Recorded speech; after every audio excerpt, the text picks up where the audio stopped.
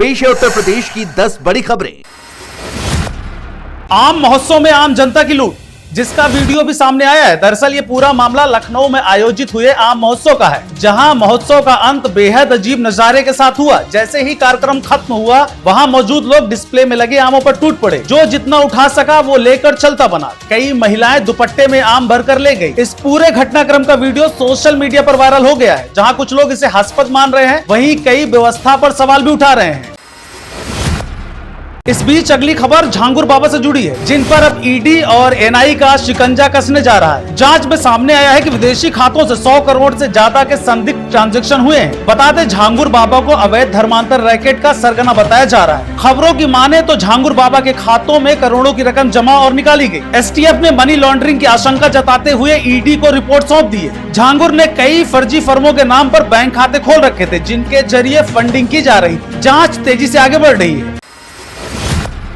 इस बीच नोएडा से दूर दराज जाने वालों के लिए एक बड़ी खुशखबरी है, क्योंकि जेवर एयरपोर्ट से जुड़ी बड़ी अपडेट सामने आई, जिसके बारे में अहम जानकारी देते हुए औद्योगिक विकास मंत्री नंदगोपाल गुप्ता नंदी ने कहा कि जेवर एयरपोर्ट इस साल नवंबर से शुरू हो जाएगा। उन्होंने बताया कि इसकी नींव नवंबर 2021 में रखी गई थी और अब ये प्रोजेक्ट फाइनल स्टेज में है। पहले ये एयरपोर्ट सितंबर 2023 तक पूरा होना था, लेकिन टर्मिनल बिल्डिंग के काम में देरी के चलते डेडलाइन बढ़ती गई। उन्होंने दावा किया कि ये एयरपोर्ट एशिया का सबसे बड़ा और दुनिया का चौथा सबसे बड़ा एयरपोर्ट बनेगा।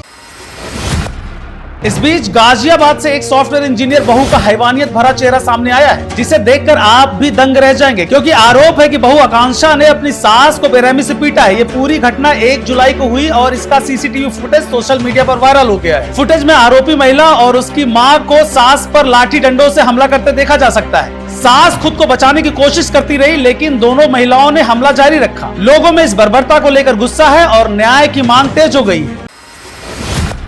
वहीं स्कूल विलय नीति पर हाईकोर्ट का बड़ा फैसला सामने आया है। हाईकोर्ट ने मर्जर करने वाले याचिका को खारिज कर दिया है। बता दें, सरकार की स्कूल मर्ज नीति के खिलाफ याचिका दाखिल की थी, जिसमें राज्य के 5000 से अधिक स्कूलों के विलय का विरोध किया गया था। कोर्ट ने सरकार के पक्ष को उचित मानते हुए याचिका को खारिज कर दी। बच्चों का तर्क था कि इससे उनकी शिक्षा पर असर पड़ेगा, लेकिन अदालत ने सरकार की मंशा और नीति को जनहित में बताया और फैसले को सही ठहराया। अगली खबर देवरिया से, जहां डीएम दिव्या मित्तल का सख्त संदेश वायरल हो रहा है। दरअसल डीएम दिव्या मित्तल अपनी सख्त कार्यशैली के चलते फिर से चर्चा में है, क्योंकि दिशा की बैठक में ट्रांसफर पोस्टिंग को लेकर उन्होंने साफ कहा है कि कोई भी जनप्रतिनिधि किसी अधिकारी का ट्रांसफर नहीं करवा सकता। ये शासनादेश का उल्लंघन है। उनका ये बयान अब सोशल मीडिया पर वायरल है और उन्हें आम जनता से खूब समर्थन मिल रहा है। लोग डीएम के साहसिक रुख की तारीफ कर रहे हैं।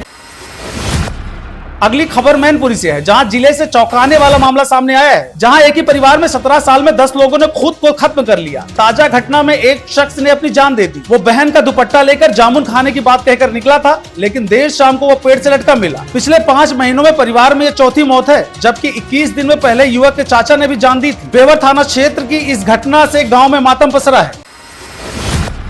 टेक्नोलॉजी का इस्तेमाल अच्छा भी है और बुरा भी, जिसकी झलक आगरा में देखने को मिली, जहां एक सनसनीखेज मामला सामने आई है, जिसमें एक युवती की एआई टेक्नोलॉजी से तस्वीरें बनाकर ब्लैकमेल किया गया। आरोपियों ने माफी मांगने के बहाने युवती को बुलाया, उसकी तस्वीरें भी ली और एडिट कर वायरल करने की धमकी दी। डर के कारण युवती से 2 लाख रुपए वसूले गए। विरोध करने पर पीड़िता के पिता से भी मारपीट की गई। पुलिस ने 6 लोगों के खिलाफ केस दर्ज कर एक आरोपी गजेंद्र को गिरफ्तार कर लिया है।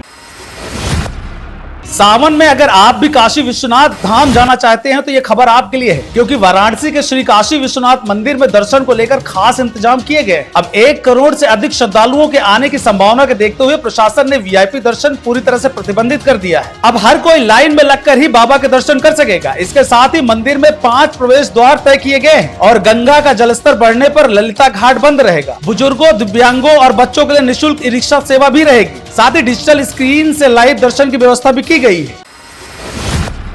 सावन के महीने में जो भी भक्त बाबा बैद्यनाथ और सुल्तानगंज जाना चाहते हैं उनके लिए बड़ी खुशखबरी है, क्योंकि रेलवे 11 जुलाई से 10 अगस्त 2025 तक 17 जोड़ी स्पेशल ट्रेनें चलाएगा। इन ट्रेनों में उत्तर भारत के कई शहरों से देवघर और सुल्तानगंज की यात्रा आसान होगी। इसके अलावा जसीडीह और सुल्तानगंज स्टेशनों पर प्रमुख ट्रेनों का ठहराव भी सुनिश्चित किया गया है, जिससे कांवड़ियों को भीड़ और असुविधा से राहत मिलने की उम्मीद है।